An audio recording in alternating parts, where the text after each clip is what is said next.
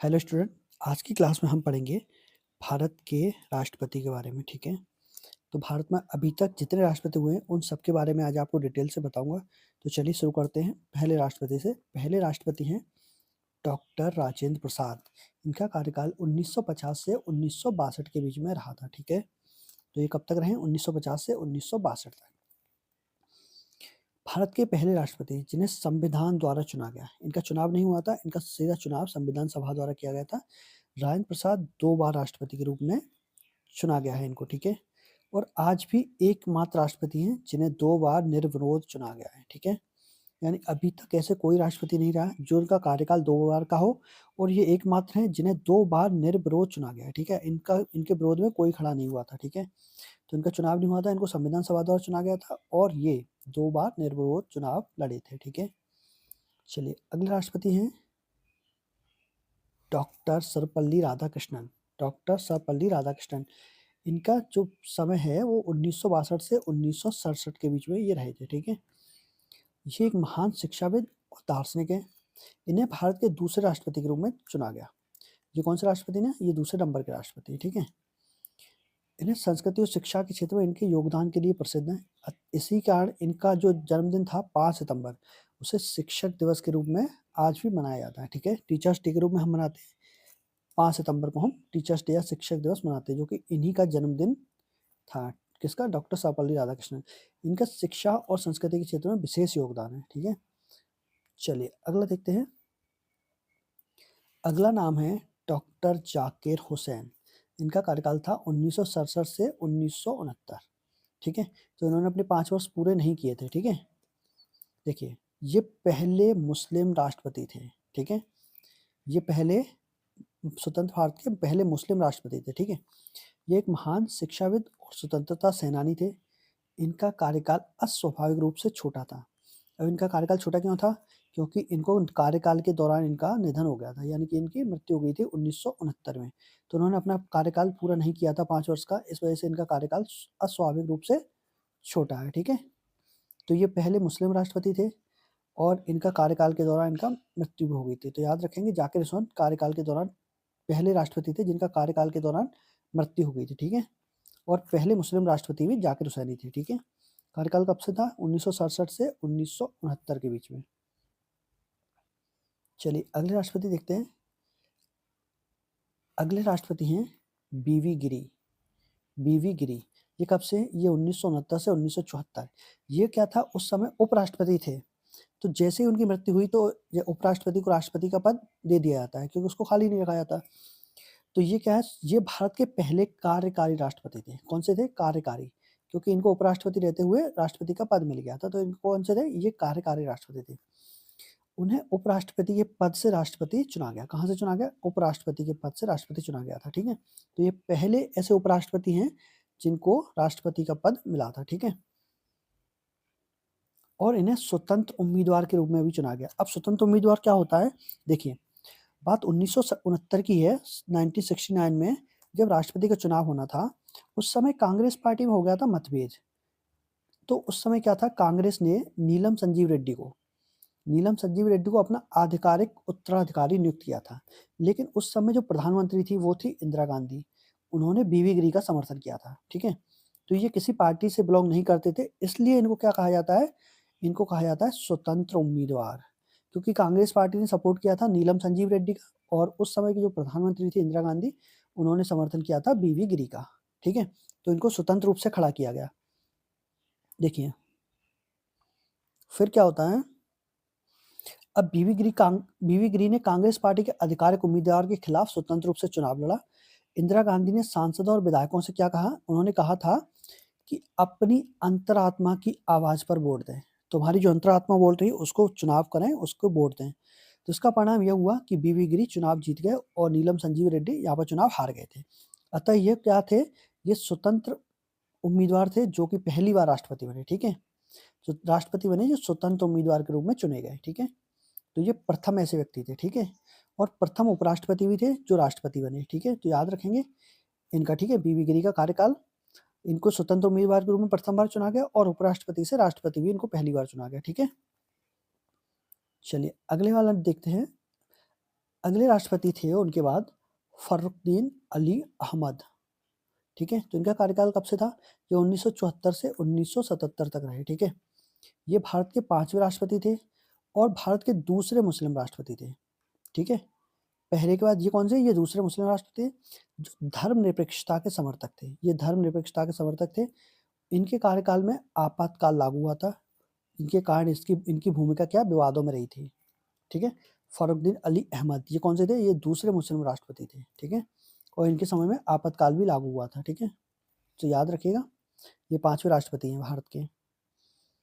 अगले राष्ट्रपति हैं नीलम संजीव रेड्डी।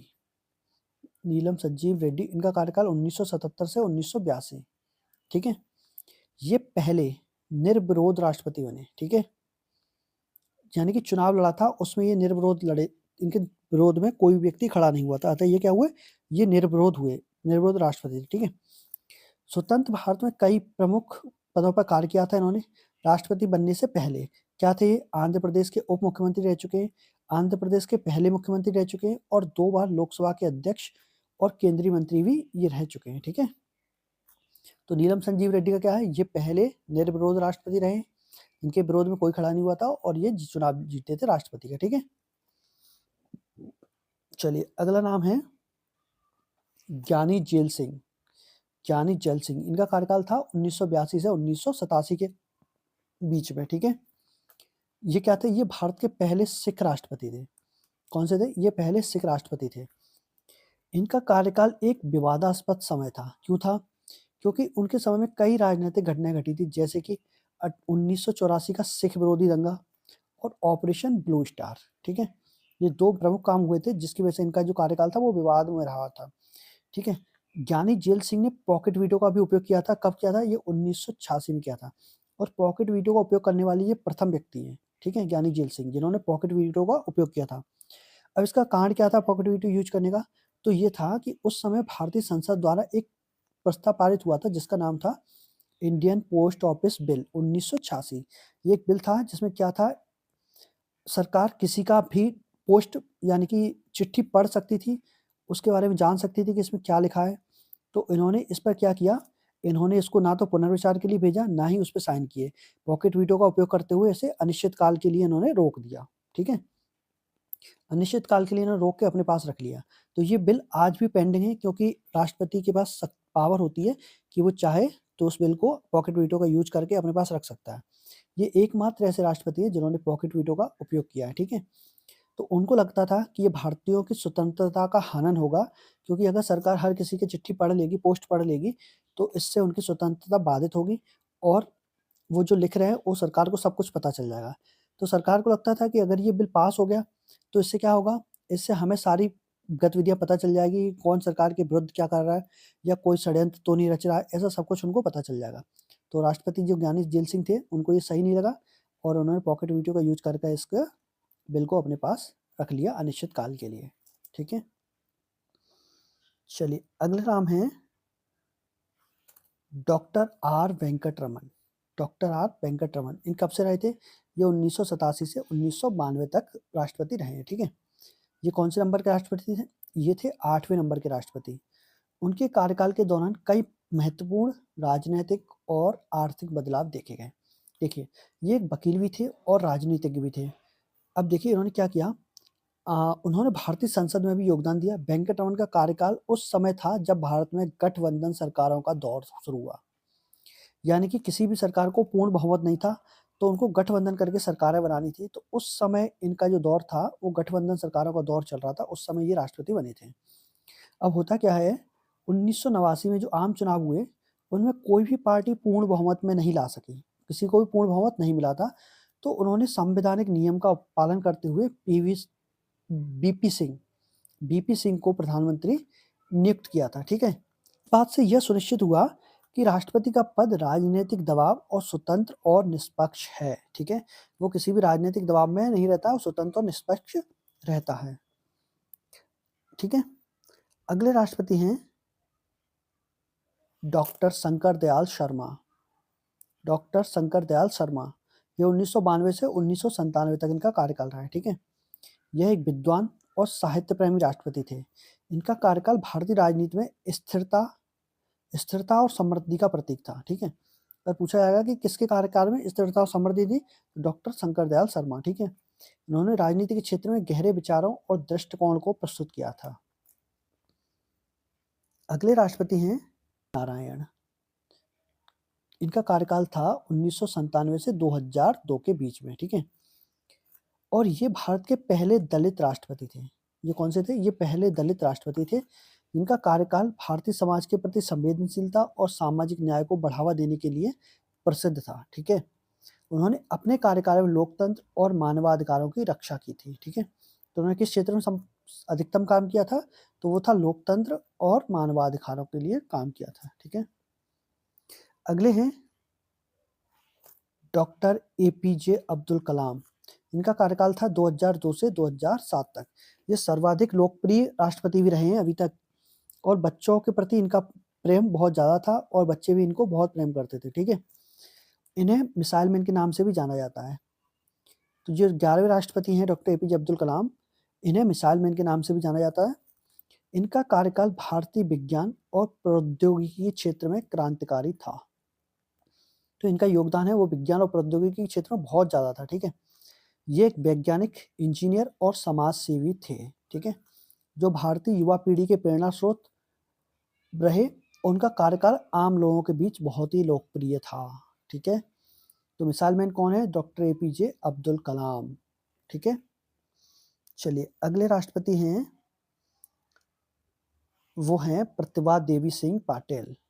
प्रतिभा पाटिल 2007 से 2012 तक ये रही हैं राष्ट्रपति, और ये भारत की पहली महिला राष्ट्रपति भी थी। कौन थी पहली महिला राष्ट्रपति? कौन है? तो है प्रतिभा देवी सिंह पाटिल। उनका कार्यकाल में महिला सशक्तिकरण और सामाजिक न्याय के पक्ष में था, ठीक है। वे एक शिक्षिका और राजनीतिज्ञ थी, तो ये टीचर भी थी और राजनीतिज्ञ भी थी। उन्होंने अपने राज्यपाल के रूप में भी महत्वपूर्ण कार्य किया था, ठीक है।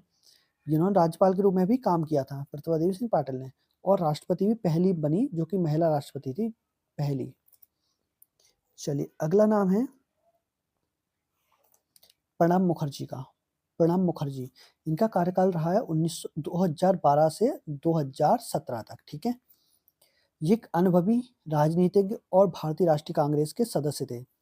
ये वित्त मंत्री, रक्षा मंत्री और विदेश मंत्री के रूप में भी कार्य कर चुके हैं। इनका कार्यकाल राजनीतिक स्थिरता और संवैधानिक मूल्यों के लिए महत्वपूर्ण था। अब देखिए, ये एक ऐसे राष्ट्रपति भी थे जिन्होंने कांग्रेस और बीजेपी दोनों के समय कार्यकाल में राष्ट्रपति रहे हैं, क्योंकि 2014 से पहले कौन थी? कांग्रेस। तो 2012 में ये किसके थे? ये राष्ट्रीय कांग्रेस के सदस्य थे, ठीक है, कांग्रेस के सदस्य थे। और 2014 में श्री नरेंद्र मोदी जी प्रधानमंत्री बन गए थे, तो उनके कार्यकालों में भी ये राष्ट्रपति रहे।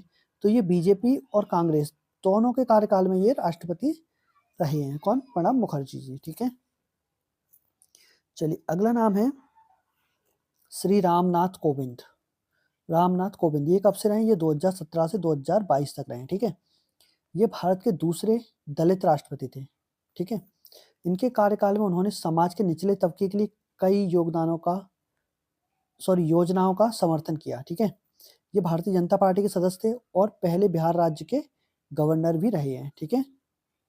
बिहार राज्य के गवर्नर भी रहे और भारतीय जनता पार्टी के सदस्य थे, और दलित थे ये दूसरे वाले, और समाज के निचले तबके के लिए कई योजनाओं का उन्होंने समर्थन किया था। ये कौन से नंबर के हैं? ये 14 नंबर के राष्ट्रपति रहे हैं, ठीक है। और अभी तक कुल 15 ही राष्ट्रपति रहे हैं, ठीक है, जिनमें लास्ट है द्रौपदी मुर्मू, जो कि 2022 से वर्तमान यानी अभी तक इनका कार्यकाल चल रहा है, ठीक है। ये भारत की पहली आदिवासी महिला राष्ट्रपति हैं। पहली महिला राष्ट्रपति कौन थी? प्रतिभा देवी सिंह पाटिल। और दूसरी महिला राष्ट्रपति कौन है? द्रौपदी मुर्मू। लेकिन ये आदिवासी महिला में पहली राष्ट्रपति हैं, पहली आदिवासी महिला राष्ट्रपति हैं। कोई भी आदिवासी महिला इससे पहले राष्ट्रपति नहीं रही थी, ठीक है। इनका चुनाव भारतीय आदिवासी समुदायों के लिए एक ऐतिहासिक उपलब्धि है, ठीक है। द्रौपदी मुर्मू का जीवन संघर्ष और सामाजिक न्याय का प्रतीक है। वे ओडिशा राज्य से संबंधित हैं। तो ये किस राज्य से संबंधित हैं? ओडिशा राज्य से संबंधित हैं।